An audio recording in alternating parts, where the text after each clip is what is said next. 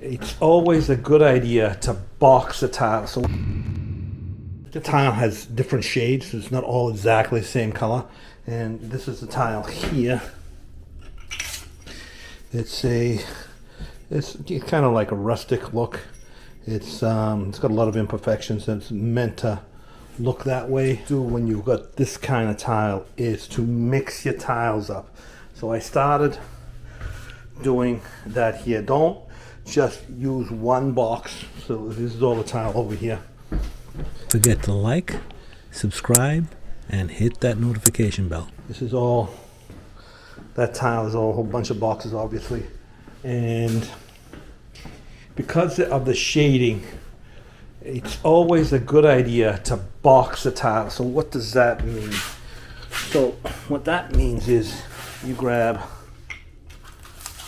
a few tiles from here, tiles from here, a few tiles from here, and you keep on doing that. You mix them up.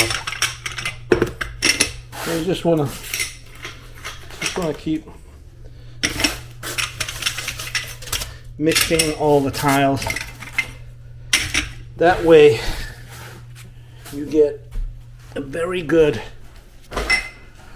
random sampling, and you won't get all tiles in one color. If you get a box, they might all be the same color. So this way you mix them all in and you get a very good random mix of the tile.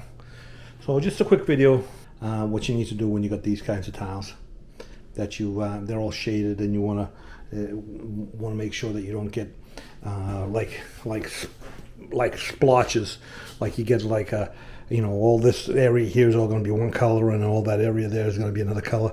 You mix them in so that you get them all random. Usually 2 or 3 boxes will do the trick. So that's what I've been doing as I go along. I got 3 or 4 boxes.